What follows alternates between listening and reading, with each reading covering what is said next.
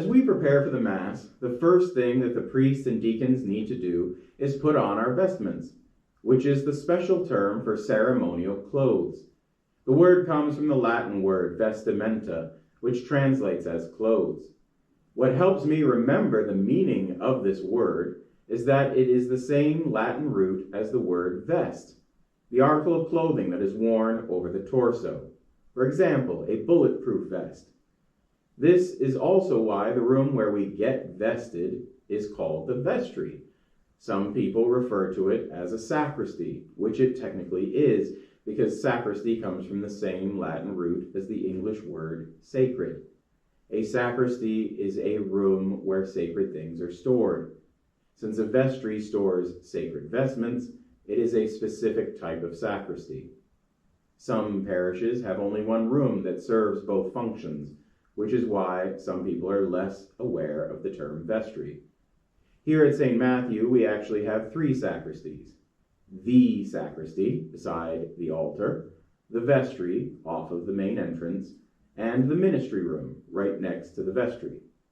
The sacristy contains about 60% of our sacred items that we will need throughout the year to celebrate all of the different kinds of liturgies. Another 10% are the vestments stored here in the vestry, and the final 30% of our sacred items are items that are used more infrequently and are stored in the ministry room and in some of the storage closets along the main nave of the church. Now let's take a look inside the vestry. When preparing for Mass, the first thing a priest puts on is the alb. It is a large white robe that symbolizes the purity of Christ, covering the brokenness of the priest. During the Mass, the priest will be acting in the person of Christ. So the personhood of Father Jonathan needs to be covered over by the pure personhood of Jesus Christ. This takes place at a spiritual level, but we are physically reminded of this as a priest puts on his alb. The next item the priests put on is called a cincture, and is essentially a rope that functions like a belt. Actually, because the word cincture is the Latin word for belt, it sounds similar to the words for belt in any of the Romance languages. It is also where we get the English word to cinch, meaning to fasten or make tight. The cincture is cinched around the waist with a simple slip knot. This keeps the alb fastened close to the body and not flowing all over the place, particularly under my feet. Because it holds the alb closed, the cincture developed a symbolic meaning of being a sign of celibacy. In the Franciscan order, which Father Jack is a member of, their cincture has 3 more knots tied into the loose end, each knot symbolizing poverty, chastity, and obedience. Up until now, all of the vestments I've shown you would also be put on by a deacon, but this is where the vestments diverge for these 2 holy orders, because the next item we put on is the stole. A priest's stole is reverenced with a kiss and then placed over the head, draping down in the front. A deacon's stole is put over the head, but rests on the left shoulder and cuts across the body to the right hip. The stole comes from the ancient world. Back then, there weren't pictures, videos, or ID cards. So when someone showed up in town claiming to be the representative of the king or emperor, how did the people know that this person actually carried the authority of the king or not? One of the ways this was accomplished was with a stole. The king would invest their officials with a decorative stole with high levels of embroidery that would be very hard for commoners to reproduce, usually with the royal seal set into it.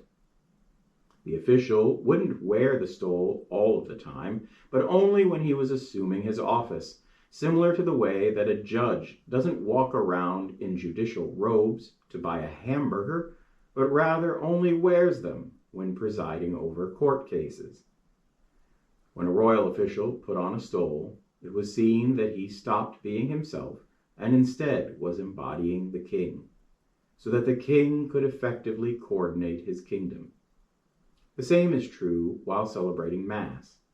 It isn't Father Jonathan who is celebrating the Mass, but rather it is Jesus Christ.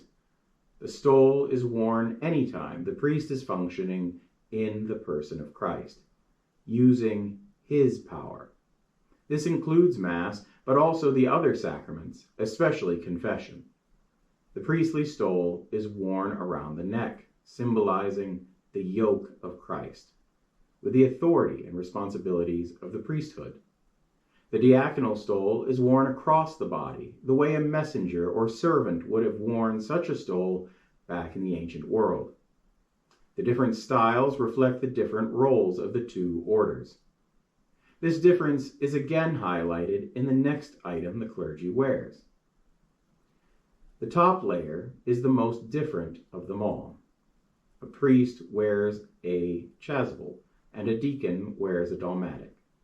The dalmatic is the equivalent of a business suit from ancient Rome. This is the kind of outfit that merchants and the wealthy would wear when they conducted business in the marketplace. The deacons wear this because their duty is to administrate the secular goods of the church. We are told in the Acts of the Apostles that the apostles decided to appoint holy men to administrate the collection and distribution of goods to the poor, widows, and orphans, so that the apostles, the bishops, and their presbyters, the priests, wouldn't have to neglect prayer, study, and preaching in order to handle worldly administrative issues. The dalmatic is a tunic that is made from simply stitching a front and back panel together. It usually has 2 decorative stripes running down it, similar to those of the ancient tunics. Because of this, a defining feature is that it has sleeves, which is why you always have to keep an eye on deacons. You just never know what they might have up their sleeves. The top layer for priests is called a chasuble, and is one large piece of cloth, cut in a similar style to a poncho. It is loosely based on what ancient priests used to wear when offering sacrifices in the temple. Over the centuries, the design has shifted slowly so that it doesn't really look much like the original vestments, but it still symbolizes priesthood. The Latin word for priest is pontifex and means one who bridges. The ancient priest would serve in the temple, offering sacrifices to God, or the pagan gods, in the case of Rome. So the priest served as a bridge between heaven and earth. Jesus is the new Lamb of sacrifice, but he also is the one who freely offers himself, meaning that Jesus is both the sacrifice on the altar and the one who is offering the sacrifice on our behalf, making Jesus the eternal high priest. So it is appropriate that priestly vestments would be worn as we remember his eternal sacrifice and give thanks for it at the Mass. To recap, each vestment has a symbol to cover up the individual and then take on the office of their particular order. For deacons, it is to wear the symbols of service and worldly goods. For priests, it is to wear the symbols of priestly sacrifice and authority, operating under the person and authority of Jesus Christ. Next week, we will continue getting ready for the Mass by decorating our sacred space.